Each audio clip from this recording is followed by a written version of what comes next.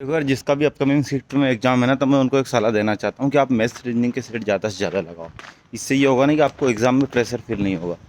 और उसके बाद में अगर आपको और भी ज़्यादा सब्जेक्ट्स पे कमांड करनी है तो आप हिंदी इंग्लिश पे करिए सबसे पहले, क्योंकि वो 2 सब्जेक्ट ऐसे हैं जो कम टाइम में एक्यूरेसी के साथ में आपको ज़्यादा स्कोर दिला सकते हैं। तो मैथ्स, रीजनिंग, हिंदी, इंग्लिश, ये 4 सब्जेक्ट बहुत अच्छे से तैयार करके जाइए, क्योंकि 120 से 130 नंबर का यहाँ से पूछा जा रहा है। इसमें से अगर आप 90, 95, 100 तक स्कोर कर देते हैं तो आपके सिलेक्शन के चांसेस बहुत ज़्यादा बढ़ जाते हैं।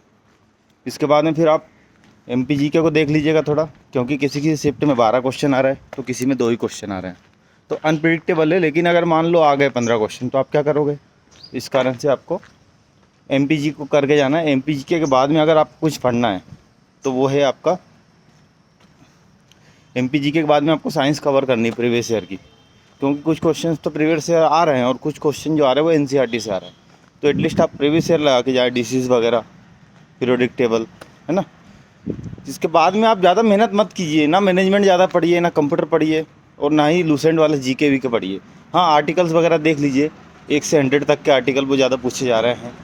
और हिस्ट्री में आप युद्ध वगैरह देख लीजिए, राजवंश देख लीजिए, कांग्रेस के अधिवेशन देख लीजिए, गवर्नर जनरल देख लीजिए, है ना, जैन धर्म, बौद्ध धर्म देख लीजिए, मुग़ल काल देख लीजिए। इस टाइप से आप संगम काल हो गया, सेलेक्टेड चीज़ें पढ़िए। आप जैसे इकोनॉमी पढ़ना है तो 5 ईयर प्लान्स पढ़ लीजिए, है ना, उसके बाद में कमिटीज़ पढ़ लीजिए। और आपको MP में पढ़ना है तो डांस वगैरह हो गए। डांस के अलावा इम्पोर्टेंट सबसे जो है वो चीज़ ये है कि जो अपने पर्यटन स्थल है ना वो आप कवर करिए, क्योंकि वहाँ से क्वेश्चन आ रहे हैं, ठीक है।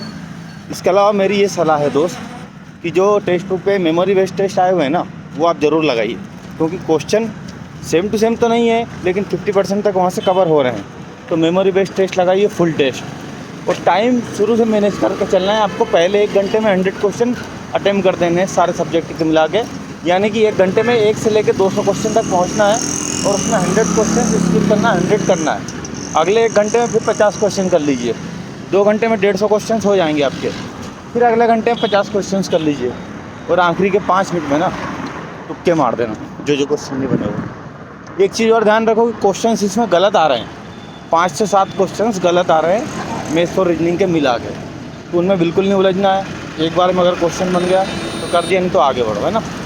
ऐसा अगर आप करते हैं तो आप निश्चित ही, मतलब 150 तो नहीं कहूँगा मैं, लेकिन 130-35 तक आप नंबर ले आओगे, क्योंकि पेपर दिनों दिन टफ आता जा रहा है। तो ये लोड नहीं लेना कि मेरे नंबर कम आए, ये वो, सब कुछ नॉर्मलाइजेशन के ऊपर डिपेंड करता है ना, और कैटेगरी के ऊपर।